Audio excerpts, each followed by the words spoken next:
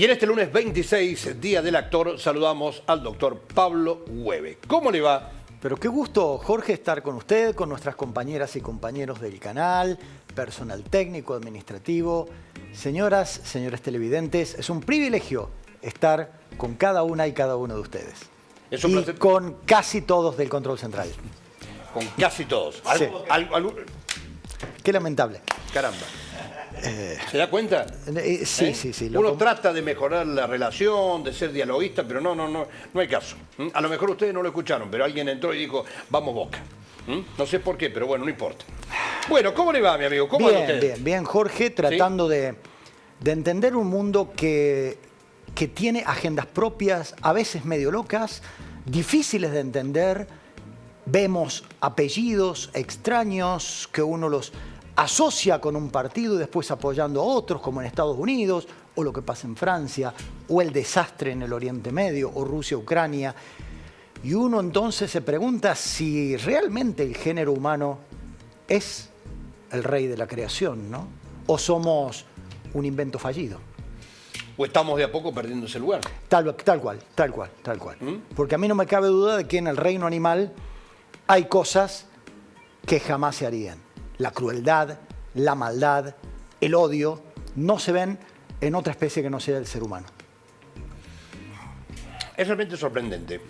Nos sorprende día a día. Realmente. Así es, Jorge. Así es. Es sorprendente. Y a veces, fíjate, Pablo, que uno analiza el escenario. Bueno, hablemos del escenario concretamente político, ¿no? Sí.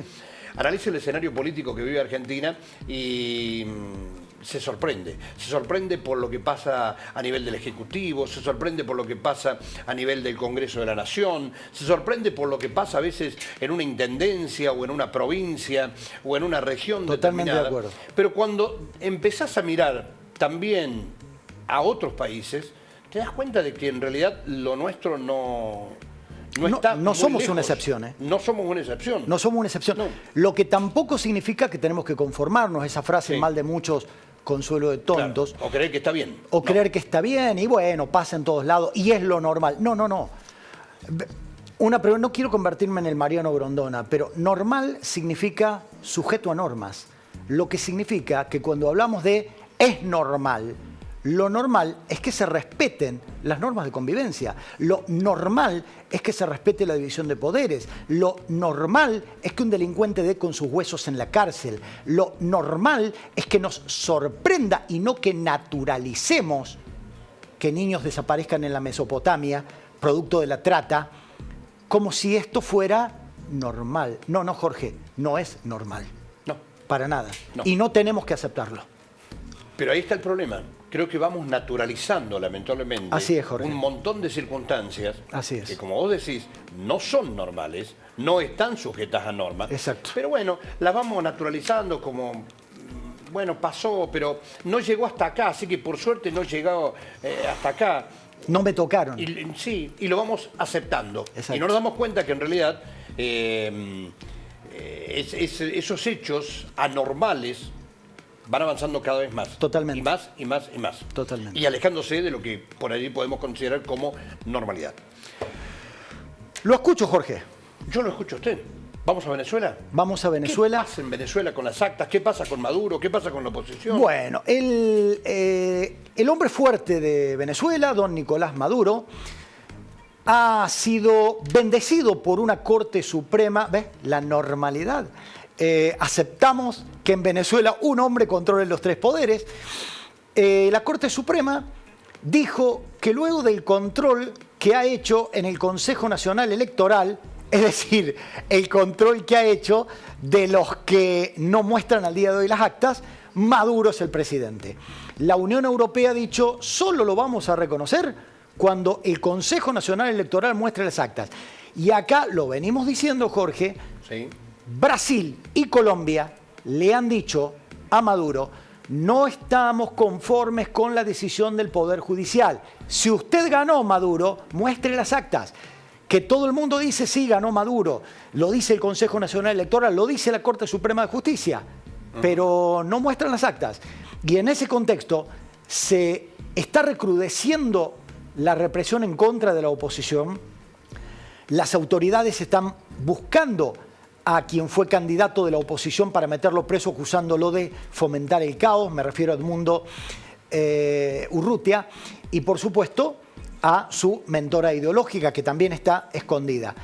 Pero hay otra cuestión que toca a gran parte de América del Sur, entre ellos a nosotros, las argentinas y los argentinos.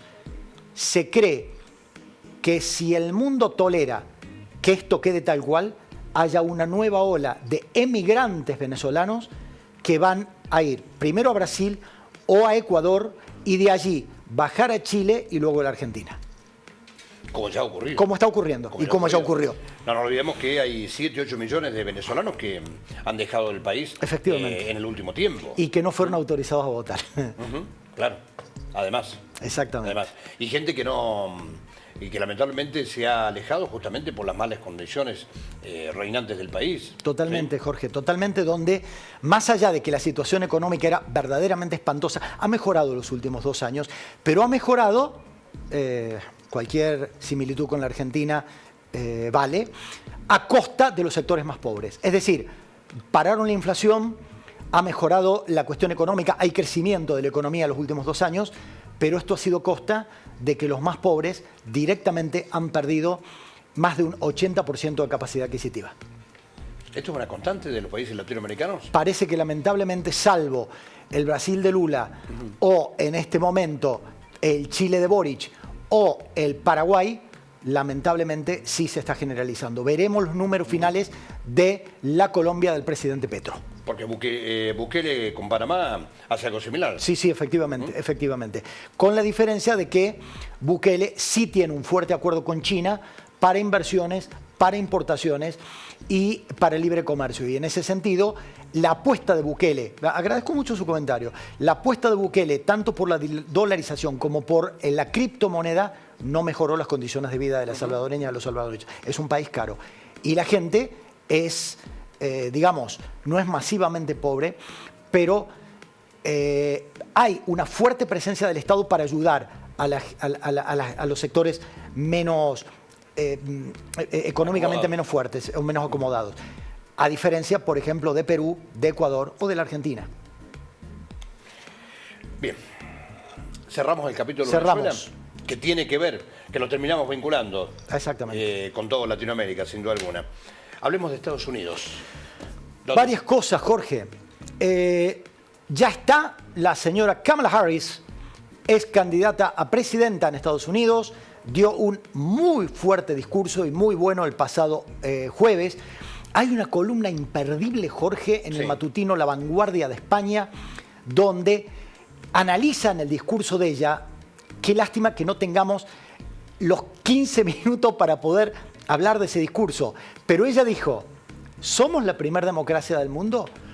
Escúcheme esto, una democracia donde un casamiento solo es posible si usted es de clase alta o muy alta, por lo que cuesta un casamiento, donde usted no tiene derecho a morirse, por lo que cuesta un sepelio, donde el 67% de la población no tiene cobertura médica, donde el 70% de la población no puede asistir a un establecimiento médico para un trasplante, donde salvo cuestiones elementales, altísimo porcentaje de la población no tiene cobertura médica. Entonces, dijo, ¿somos la primera democracia del mundo? Lo pongo en duda y nuestro desafío es que sí vayamos a hacerlo. La verdad es que hizo una muy cruda relación de lo que está pasando en Estados Unidos. Pero como Estados Unidos también nos sorprende, Jorge, nos encontramos con un nombre icónico. Robert Kennedy. Robert Kennedy, el hermano de John Fitzgerald Kennedy, que fue fiscal general y que cuando la noche que ganó las primarias para ser candidato demócrata a presidente en 1968, lo mataron esa misma noche, el hijo de Robert Kennedy, que ahora tiene 70 años, saltó de bando. Como no lo votaron en las primarias del Partido Demócrata, apoyó públicamente a Donald Trump. Usted dirá, Jorge, qué falta de convicciones. Bueno, pero parece que ciertas actitudes de los políticos son iguales en todo el mundo, porque sus convicciones valieron un cargo. Él le vendió su apoyo como un Robert Kennedy que apoya a Donald Trump a cambio de ser funcionario en una eventual administración republicana. Esto mismo se lo había ofrecido a Kamala Harris. quien, como diríamos en el barrio, le echó flit.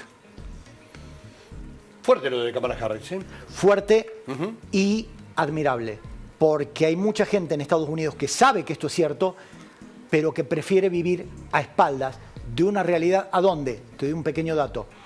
Arreglarte una muela, hacerte un tratamiento de conducto, te puede costar tu vivienda. Tremendo, realmente. Bueno, habrá que ver después cómo repercute estas afirmaciones o esto que describió Kamala Harris en el electorado, ¿no?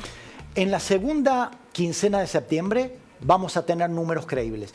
Todavía, repetimos esto, hay olas de optimismo a partir de una convención porque los discursos se ven en todos lados, los globos azules, los globos rojos, y la gente se emociona y entonces hay un pico de popularidad. Los picos de popularidad circunstanciales se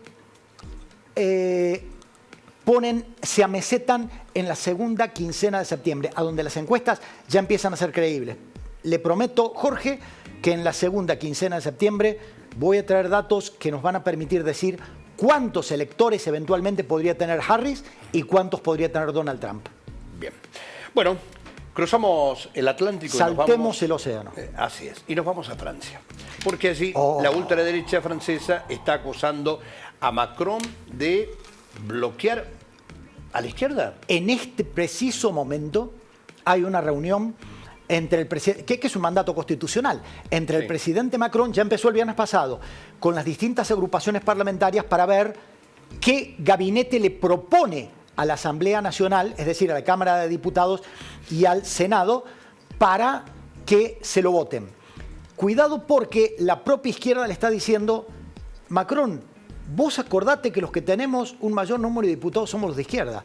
No vaya a ser que vos le elijas otra coalición y nosotros le empecemos a meter voto de censura a todos los ministros una vez por semana, como le hicieron al presidente Castillo en Perú. Hoy recibe a la derecha, que le ha dicho a Macron, Macron, nosotros no lo vamos a estorbar, pero usted comprométase a tres cosas. Escucha, por favor.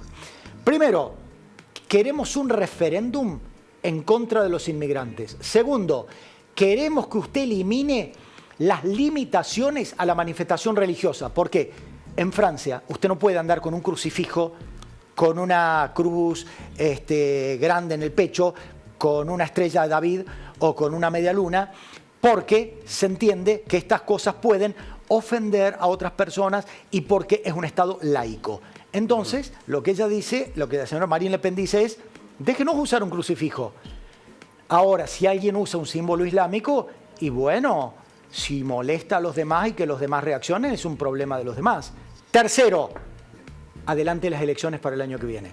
Estas tres cosas son las condiciones que pone la señora Marine Le Pen para no entorpecer la gobernabilidad de Francia. Le quiero recordar que en Francia es un semiparlamentarismo. Por lo tanto, el presidente tiene legitimidad propia, es decir, no es elegido por el Parlamento como en Italia o en Alemania, pero el gabinete tiene que ser avalado por el Congreso. Y el Congreso está manejado por la oposición. Complicado el escenario, ¿eh? Muy complicado, Jorge, porque una alternativa es que gobierne un candidato de la izquierda, pero no podría aceptarse por parte de Macron que él, al igual que algunos gobiernos latinoamericanos, dice que hay que achicar el gasto y los de izquierda dicen, no, perdón Macron, los pobres no tienen la culpa. Por lo tanto, suba el salario mínimo a 1.600 euros, vuelva a poner la jubilación a los 60 años y por favor mantenga las políticas de empleo. Todas esas cosas las ha sacado Macron para quitarle supuestamente votos a la derecha. Y Pablo, el tema inmigrantes. Bueno, concretamente, ¿qué le están pidiendo? Porque concretamente que es un tema polémico, que incluso recordemos que hasta con Giorgia Meloni han surgido algunas diferencias. No te quedes corto, Jorge. Las elecciones de Europa del 9 de junio pasada, donde decíamos que más allá de lo que podríamos decir ganó la derecha, en realidad ganó la anti-Europa. Ganó la Europa que no quiere inmigrantes. Ganó la Europa que no quiere africanos y que no quiere árabes. Esencialmente ganó la Europa que no quiere musulmanes. Y entonces a Macron se lo están diciendo en la cara. Por eso decimos que la gran ganadora de las elecciones europeas fue la señora Meloni, porque es la única cuyo gobierno ganó. Un gobierno que le está diciendo a la Unión Europea, basta de inmigrantes, basta de ponerme cuotas obligatorias. Señores, basta. cerremos las puertas a los inmigrantes. Me hace acordar al cuento de Edgar Allan Poe, La máscara de la muerte roja. Yo hago una fiesta en mi castillo y afuera que todos se mueran. El problema es que la muerte roja se metió en el castillo. Bien, vamos un poquitito más allá. Nos vamos al este. Ucrania, Rusia. Un escenario realmente Terrible, cada vez Jorge.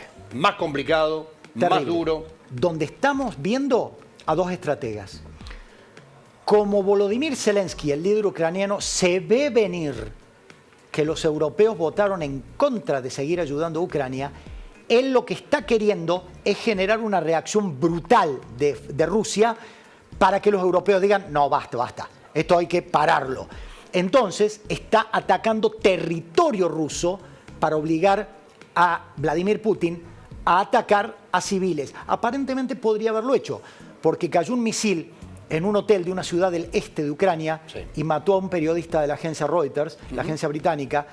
Qué paradoja, era el encargado de seguridad de los periodistas que van al Oriente Medio, que van a Afganistán, que estaban cubriendo la guerra con Rusia, e hirieron a varios periodistas más.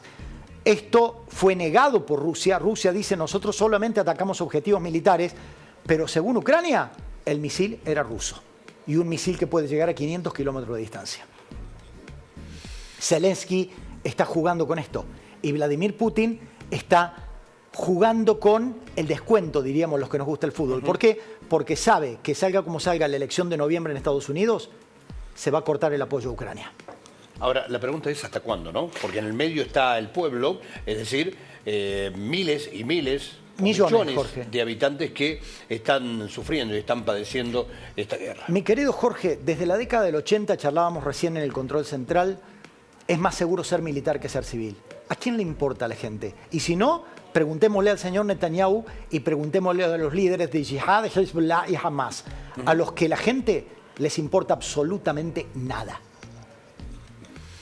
Entró en el tema. Quedémonos. Gaza, Israel. Una vez más, como decíamos recién, Jorge, lamentablemente las atrocidades se están naturalizando. Israel sigue bombardeando la franja de Gaza, a donde, escuchen este dato, a donde 2 millones de personas, 1.800.000 para ser exactos, se han ido a el borde del Mediterráneo, al 11% del territorio de la franja de Gaza, porque ya ningún lugar es seguro, ni una carpa, ni un lugar de refugiados, porque la aviación israelí los bombardea permanentemente. Pero ahora Israel ha abierto un nuevo frente que se adelantó a lo que el gobierno israelí sabía. No puedo citar la fuente porque es directamente de la Knesset, del Parlamento israelí, al que tuve acceso el sábado pasado. Sabían que Hezbollah, que significa en árabe Partido de Dios libanés, se aprestaban a lanzar un ataque masivo en contra del norte de Israel. Israel se les adelanta y lanzó un ataque sorpresa con la Fuerza Aérea en contra de todo el sur del Líbano, a pesar de lo cual Hezbollah tiró más de 320 drones y misiles en contra de poblaciones. Supuestamente querían atacar una base militar. Mataron a un marino israelí. Pero como las ciudades del norte de Israel están todas deshabitadas, no hubo bajas civiles. En cambio, del lado libanés sí ha habido bajas por parte de los ataques israelíes. Nada hace presumir que esto vaya a disminuir. Israel ha jurado venganza en contra de los aliados de Irán, como Hezbollah, como Jihad y como Hamas, e Irán ha jurado que no va a quedar impune el asesinato de Ismail Haniyeh en pleno centro de Teherán. Pablo, si me permitís, vos sabés que estoy leyendo aquí una información.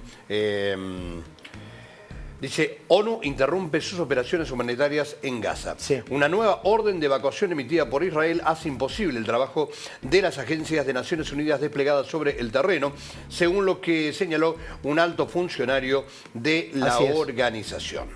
Aquí señala que, bueno, se han visto obligados a interrumpir este lunes estas operaciones humanitarias. Lamentablemente, Jorge, hoy hacer tareas humanitarias en gran parte del mundo es arriesgar la propia vida y carecer de los elementos indispensables para ayudar a la gente.